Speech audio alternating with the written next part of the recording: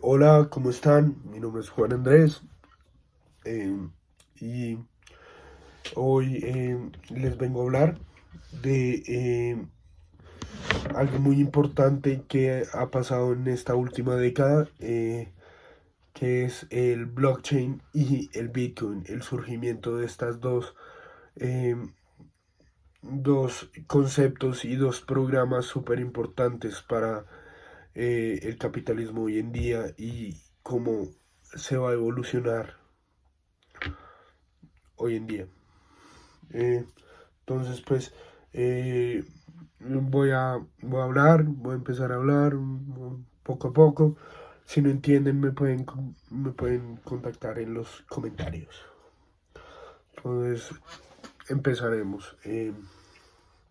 Empezaré con lo más fácil, eh, que es el blockchain. El blockchain es una solución descentralizada. Eso quiere decir que no depende de nadie. Eso quiere y eso quiere decir que ninguna organización y ninguna como organización gubernamental o ningún banco eh, está encargada de eso, ¿no? Eh, eh, el blockchain se genera para asegurar y sirve para asegurar documentos importantes y no solo se usa como para Bitcoin, sino también se usa para muchas cosas, como guardar documentos de oficina importantes, guardar contratos, guardar eh, vainas de confidencialidad, eh, y cosas que normalmente son muy delicadas al tener eh, en, en solo un lado o solo en una parte, o incluso físicos que te lo pueden robar. Eh, Al generar blockchain en el 2009, se, se empieza a utilizar ese mismo sistema de blockchain, pero para la primera moneda digital o criptomoneda que, eh, que se generó, que es el Bitcoin, gracias a una, a un acuerdo de confidencialidad que tenían en los creadores de Bitcoin. Todavía no se sabe quiénes son y espero pues nunca saber quiénes son, porque eso genera una parte que Bitcoin se vuelva centralizada, ¿no? Eh, Aparte de eso, pues Bitcoin resulta ser una moneda descentralizada. No solo un computador tiene la información de las transacciones, sino muchos computadores, y eso se denomina como nodos que validan la información de estas transacciones. Acuérdense que Bitcoin no es una moneda como tal, sino es la forma de hacer, transacciones seguras sin sin necesitar de intermediarios, ¿no? Es como cuando uno pasa un poco, digamos que yo que vivo en Colombia y quiero pasar, digamos, plata a libras esterlinas en una transacción, primero me toca pasar a dólares y luego sí de dólares a libras esterlinas, ¿no? Entonces es un poco complejo, pensaría yo. Y además necesitas pagar intereses por el uso de ciertas aplicaciones, etcétera. Eh, Bitcoin, pues obviamente depende de un blockchain, porque sin blockchain Bitcoin no funcionaría tan bien como funciona hoy en día, ya que usa un método de peer-to-peer en la que cualquiera puede participar, y en ese momento el nuevo integrante se convierte en un nodo. Acuérdense de eso, cada vez que ustedes quieran o minar Bitcoin o etcétera, esto genera que ustedes se conviertan en un nodo de validaciones de transacciones. Eh, También se encuentra de parte importante el hash, que es un código único que se le da a cada transacción en proceso, y por eso Bitcoin usa el Genesis Block. Ese bloque es como con el que empieza todo, y el segundo tiene el hash referido del primero, y así sucesivamente. Entonces, haz de cuenta, cadenas de bloques. Entonces, está el Genesis Block. Luego el segundo bloque tiene referido el Genesis Block. Luego el tercer bloque de transacciones va a tener el, eh, el, el hash referido del segundo bloque, y así sucesivamente, hasta infinito. Eh,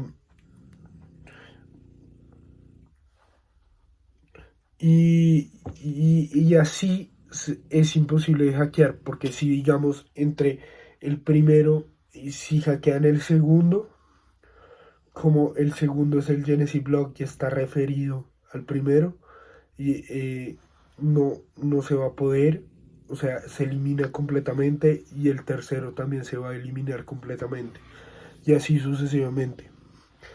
Eh, Bitcoin tiene una manera, un tipo de blockchain, porque hay varios tipos de blockchain, para diferentes necesidades. Blockchain utiliza un tipo de... Bitcoin utiliza un blockchain híbrido. eh, es básicamente la unión entre el público y el privado.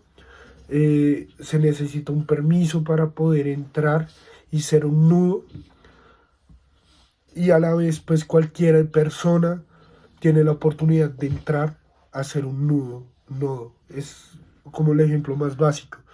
Entonces, el privado pues te toca generar como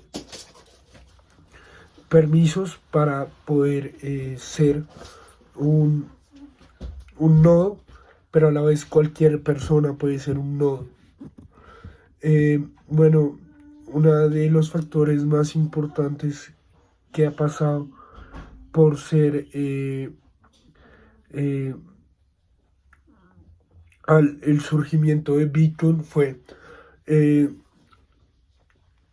son dos factores fundamentales para entender lo que iba a pasar y lo que va a pasar en el futuro, ¿no? Lo que se nos viene en evolución de recursos y dinero, ¿no? El primero, que es a nivel económico y comercial, es cómo hemos evolucionado diferentes recursos para utilizar algo para representar el intercambio de servicios y bienes, utilizando una moneda específica que es valiosa para la sociedad, que al pasar de los años y con el invento de la tecnología de blockchain y las plataformas de pago como PSG, PCE, PayPal, eh, y así, Neki, eh, desde Internet nos ha facilitado las transacciones descentralizadas desarrolladas a través, ya hoy en día, que se está empezando a utilizar a través de Bitcoin. Eh, Bitcoin revolucionó, y la segunda, Bitcoin revolucionó la forma de hacer transacciones sin necesidad de usar ningún intermediario o terceros. Esto es relevante ya que el dólar tenía o tiene monopolizado el tema de las transacciones en diferentes monedas, cobrando intereses.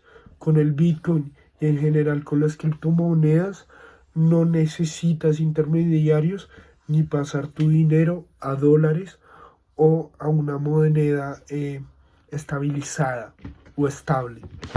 Eh, eh, Bitcoin sí tiene un problema, y a mí me pareció un problema bastante grave que espero que se lo solucione en algún momento, y es que desde que se creó Bitcoin, durante los primeros años fue utilizado como método de transacciones, y todavía es utilizado como método de transacciones y como moneda para comprar en el 80% de las páginas en la Deep Web ya que como es dispendioso rastrear una transacción, ya que por el método de guardar la información confidencial es hasta ahora imposible rastrear o hackear los nodos o el blockchain, la procedencia de estas transacciones. Esto es algo que tiene, bueno, el dinero centralizado, ya que puede rastrear procedencia de las transacciones y de dónde se va intercambiando el dinero, ¿no? Eh, por todo el mundo. Por eso como los números de serie que tienen los billetes, ¿no? Eso es básicamente un ejemplo muy, muy increíble de lo que pasa con eso, ¿no? Ya para terminar, les quiero como dejar unas preguntitas para que las piensen. ¿Cómo se puede solucionar el problema de Bitcoin y las transacciones ilegales? Porque no solo se usa en la Deep Web, sino también se está usando para el narcotráfico.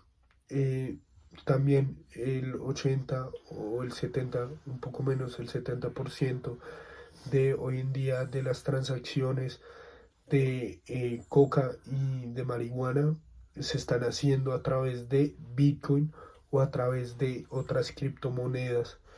Como, y la segunda pregunta, ya para terminar, ¿cómo se puede aplicar el control que tiene el dinero centralizado para saber qué tipo de transacciones se está utilizando? Como si saben, es como decir, ok, sí, cómo podemos generar cierto control en las criptomonedas sin que sea, sin que sea totalmente centralizadas, sino que también sean totalmente descentralizadas, porque es un problema que tenemos hoy en día con el sistema monetario y el sistema económico que manejamos, ¿no? Un poco esa es la reflexión que les quiero dejar. Muchas gracias y hasta luego. Hasta el próximo video.